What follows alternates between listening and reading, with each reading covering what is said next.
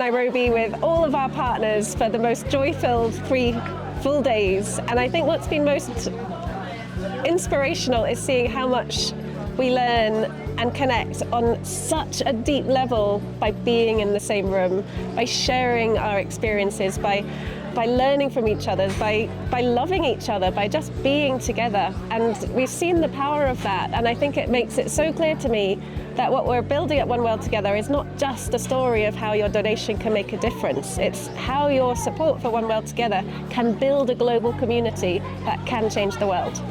What brings me joy is when I see young people doing some new skills that are going to improve their lives and make their lives much better within their community. That's one thing that brings me joy. I think just being here answers that question.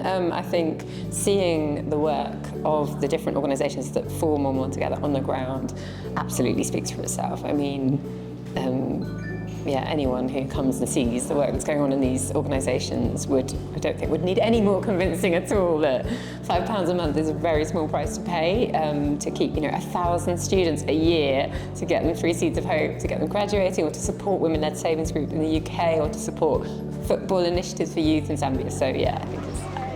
primarily what brings me joy is food, but also as a leader, what brings me joy is working systems. I think what brings me joy is connecting with people, just learning people's stories, sharing information. So yeah, that real connection element I think is what brings me joy, and I've had a lot of that over the past few days, so I'm very joyful right now. The first word that comes into my mind is wow, as in something that I take away from these 3 days. It's wow for me. Wow in the sense that I think the connection that we've had, like I mentioned earlier, and also the learnings, and just to see the practical things that are happening in the field, changing the way community perceives development, really inspires me a lot.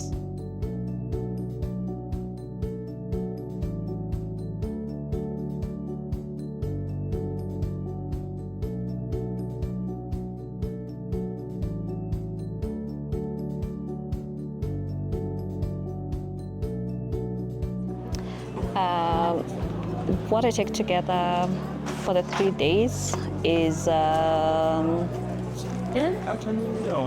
it's all the inspirations that each organization brings, and I think for me, I've been inspired. Most of the time you think about what you do, you see your work, but this time we've moved around. For example, right now we are in Rising Future, and the amazing work they're doing here, helping the girls, the young mothers with vouchers as they're learning, the menstrual package that helps young girls to, for them to stay at school. I think that is so inspiring, listening to Play It Forward, the amazing work they're doing in Zambia, how they engage the children in educational, with literature, and then doing football where they engage the youth to become together, for them to learn. It's so inspiring. I think I'm learning so much from just being with the whole organization, and I'm so grateful and for the learning and everything, and yes, it's so inspiring. Being together as part of the One World Together Summit for the last 3 days has been so inspiring, so full of sharing, learning, this coming together in ways that you just don't get very often in life. It's a really precious and privileged experience to be able to learn with people, sharing their really hard work, sharing their challenges, sharing their successes. I think there's a way to connect to people when it's person to person and community to community that gives us all much more understanding about why we work together and how much stronger we are when we do support each other. What I take from being together these few days is almost a bit beyond words. I think I haven't even fully digested the amount that I've learned and the opportunities that we've had to come together and be able to connect in a way. Just being in a physical space is so important, as most of our work is done online. Sometimes it could get a bit, boring and monotonous doing Zoom calls, but there's always such a life and such a smile on everyone's faces, even at those. But to see everyone come together and be able to hug every single one of our partners, everyone that's part of the work that we're building as One World Together as a community, not just us as an organisation. I just beyond words, where we're going and even where we're at and where we were 3 years ago when I got started. So I'm excited to see what the journey looks like. What I take in this gathering for being together, I've learned a lot about what Muungano and Seed of Hope are doing, especially in their community.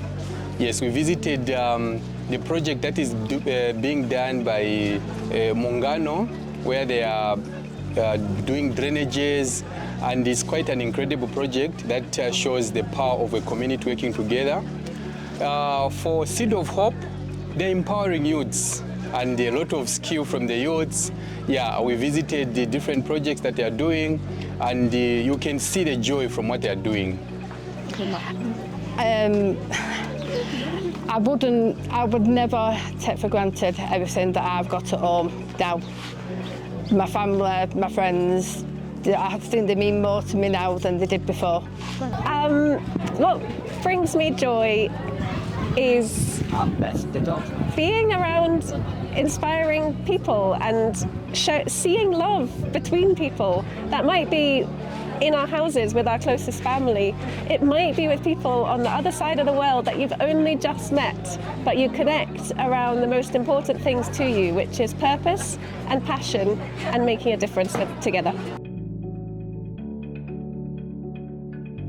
£5 a month to One World Together is so much more than £5 a month in many other places, and we take for granted in the UK £5. People spend that on a coffee. £5 at One World Together is actually not about giving one organisation that money. It's about investing in a number of different organisations and demonstrating the power of collective learning, collective coming together. It's much more than giving to one organisation, because the Solidarity Fund actually enables people to learn from each other, and through the experiences that and the stories that they tell, One World Together and the people that have enabled us to come together, like the University of Manchester, for this summit, we've been able to get learning out of this kind of coming together, that £5 a month goes so much further, so much further. So why somebody should give £5 to One World Together is that we are telling the stories of change. We are also labeling these stories of change with beautiful symbols of development. And we are also sharing the different life experiences, and coupled with that, we'll keep sharing the personal stories that bring about change in the young people's lives that we serve from the different countries and different communities. Thank you. I think people should donate £5 a month to One World Together, because you're already buying a cup of coffee for about the same price, especially if you're living in Manchester. So really, just skimp out on one oat latte a month and you're basically donating to One World Together. And you get to continue to support amazing community organisations that are doing the work in real time on the ground. You get to be part of an amazing community, a network of change makers, from university students to young professionals to people in their 30s, 40s, 50s. It's not just about the youths, it's not just about the partners, it's about the whole global community coming together to elicit change in a way that brings us all hope and joy. But yeah, if that's something you're interested in joining, that I think we're the organisation for you. I think they should give £5 a month, because this. I said so. I've spoke to my husband on the phone and told him about my experience here over the past couple of days, and as soon as I get home, we're both signing up. Yeah, I think one person, anybody could sign up for £5 a month, so that it can help these people from the community. that £5 that you are using it to buy a coffee, for example, if you get in any place, it can change a life in a community. A good example is imagine a community, a normal person within the informal setting, they're being paid £5 in a single day. So if you give them that £5, they're able now to take care of their family, they're able now to take care of their kids, they're able now to take care of their kids in schools. So £5 might look really small to some of the people, but it's a big thing to some of the people within the community. Someone should give £5 because personally I think the £5 translates into this huge change, and the change is mostly for people at the grassroots level. For example, in Muungano, we'll reach more young people in the movement, we'll train more young people in the movement. That means more young people get empowerment, they get to be involved.